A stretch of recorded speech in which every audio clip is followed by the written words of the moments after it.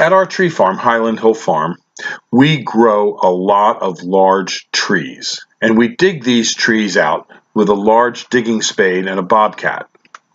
And for efficiency and to keep the balls together after they're dug, we use wire baskets. Wire baskets tend to hold the tree ball together after it's dug out of the ground for transport and installation at your location.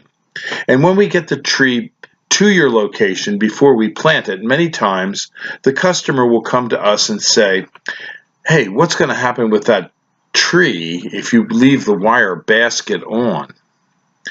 And we get asked that question all the time. So it is a concern for buyers. What happens to the tree wire basket if you leave that on after the tree is planted? Is it good for the tree? Is it bad for the tree? Does it help the tree?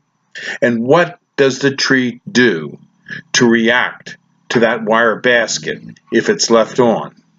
In this video, Mike Hirst will describe what a tree does and how it reacts to metal when it encounters metal as it's growing. And you'll see what he says is the problem or no problem. This is Bill at Highland Hill Farm, and this will be Michael telling you about the tree that encounters metal. All right, at Highland Hill Farm, we dig many trees. And these are examples of some of the trees that we will be digging soon. Whether it be a pear tree or a maple tree, the size of the tree depends on how we're going to dig it. And the larger the tree, the more material we wish to use to dig with the tree. Make sure that the tree ball doesn't break apart. Mostly referring to is our use of wire cages. We like to use the wire cage so that when we get that real big tree ball, the tree ball itself doesn't break apart under its own weight. But when we use wire cages, a lot of individuals have a fear of keeping the wire on the tree when you plant it. So we're going to have a pretty good demonstration today of what I feel happens to when you have wire left on a tree. Over here, this is an old tree, and this is a fence post stuck into the middle of the tree.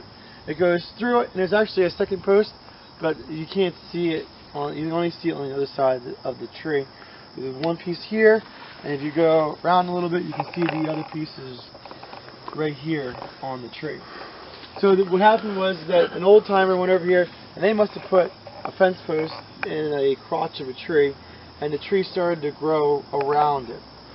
When a wire cage is in the ground and the roots come in contact with the wire, I believe this is the same process that happens underneath the ground with the cage. And that's called envelopment. I'm pretty much positive that's what the name of it was. That's what I was taught in school. And envelopment is the process of the cells growing around the foreign object and enveloping it in the inside. Similar to like how a tree compartmentalizes a wound or decay or bacteria inside the tree will also compartmentalize this through the tree as well.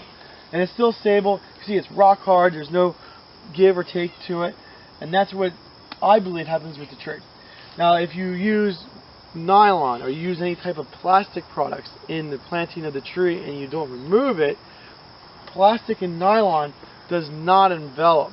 The tree, for some reason, just can't grab onto it nicely, and it's not able to form around the nylon like it can for wire such as this, or steel such as this. So if you are planting and you see nylon or any type of plastic, that should be removed. If you see wire, you don't have to remove it. If you have wire cage and the wire cage is sticking up out of the ground, you might have to remove that just for safety reasons. So if you have kids running around or a lawnmower blade doesn't hit it, you can remove that for safety reasons. But if it's below the grade and it's out of the way and there's no safety issues whatsoever, you should be able to leave it go and not affect the growth or the stability of the tree. Okay, Mike, and if people have questions about growing trees, what's your number and your location? My telephone number is 267-446-2376. I'm located in Fountainville, PA.